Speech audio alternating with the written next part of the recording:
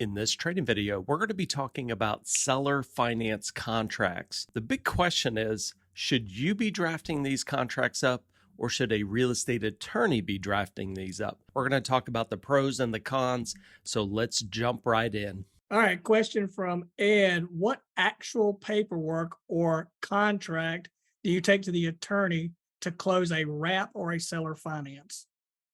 So the way I do it today is different than the way that I did it back in the day.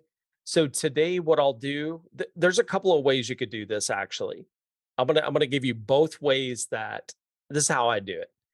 If there is like a time sensitive kind of like you need to get this under contract because something is pressing, you could literally take a purchase contract that we have in REI Pro, and it's the one that says with addendum.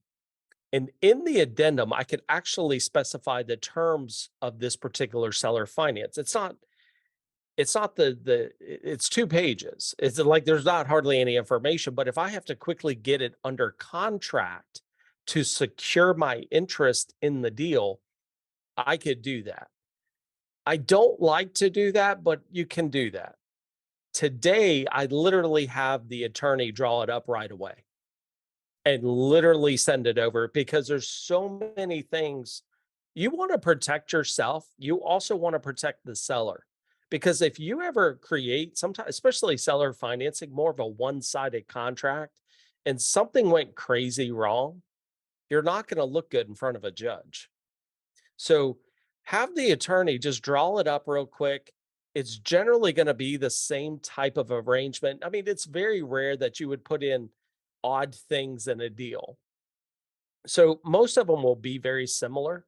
And then have the attorney, because to me, and especially today, I was like, the attorney drafted that contract, not me personally, type of thing.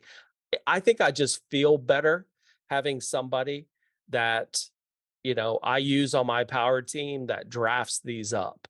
And this can happen extremely quickly. Okay. Because generally we're putting in the terms of the agreement, all the disclosures, all that stuff will usually be the same.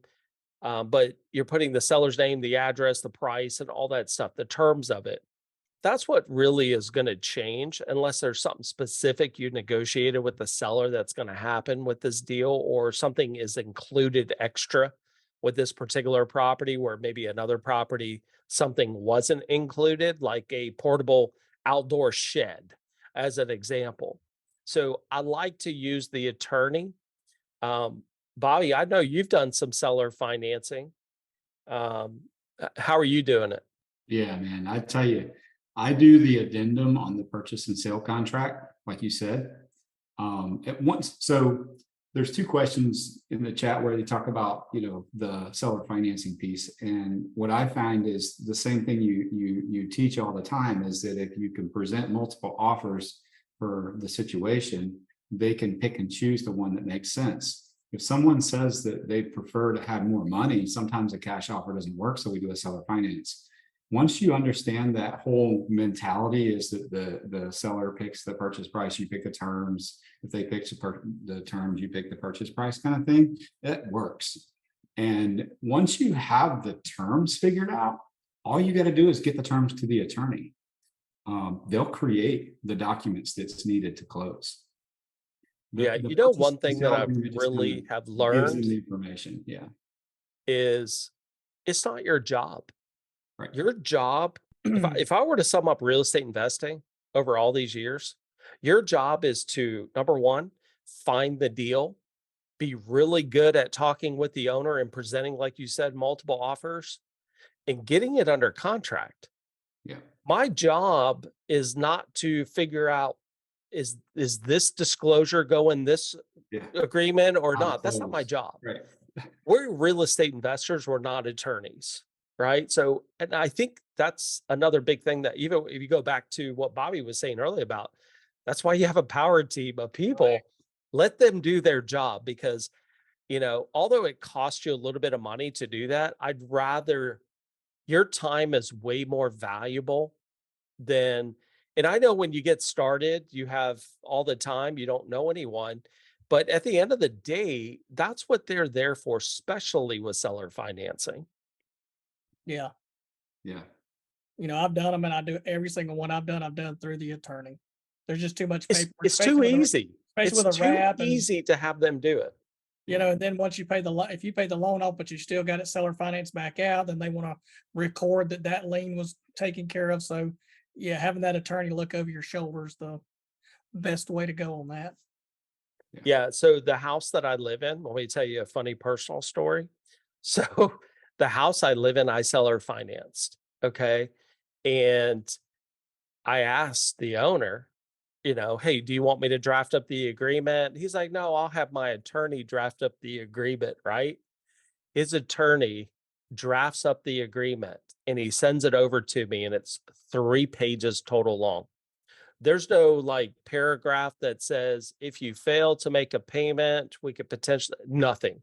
Like, here's the property address, here are the terms Here's of the the loan. terms. I take it down to the title company, right? And the closing attorney, he's sitting there going, did you draft this up? But I'm like, no, the owner's attorney had it drafted up. He's like, okay. Even, he was shocked. But have an attorney just take care of that for you.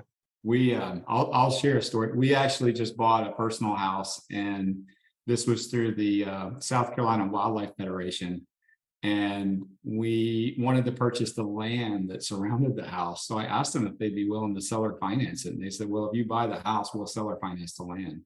So literally the agent was sending me the documentation with the terms on it. And I'm like, yeah, that's pretty much what I was going to put it out there. And so they did it all without me. I just literally just showed up and signed for it. So no money down, just straight up, now you have the land and the payments. So isn't that funny that you ask something like that? Yeah. That's where you have to be super creative. That's the one thing I love about seller financing is how creative you can really be with this strategy. And that was super creative right there. Yeah. And he called me up like a month later and say, hey, Bobby, there's 31 more acres for sale just north of your house. Do you want me to draw up a seller finance for you to submit it to the seller? I was like, sure. And so we were texting back and forth, and he's like, 20% down, that kind of stuff. I'm like, yeah, that's fine. And then he submitted it. So it's so easy once you get the first few underneath your belt. So, in conclusion, we're going to have a real estate attorney draft up all the appropriate documentation, have the seller sign that. Now, if you're going to use a real estate attorney to close the transaction, of course, they would receive a copy of that. Or you take that same contract and send it to a title company, whichever you prefer to close it at.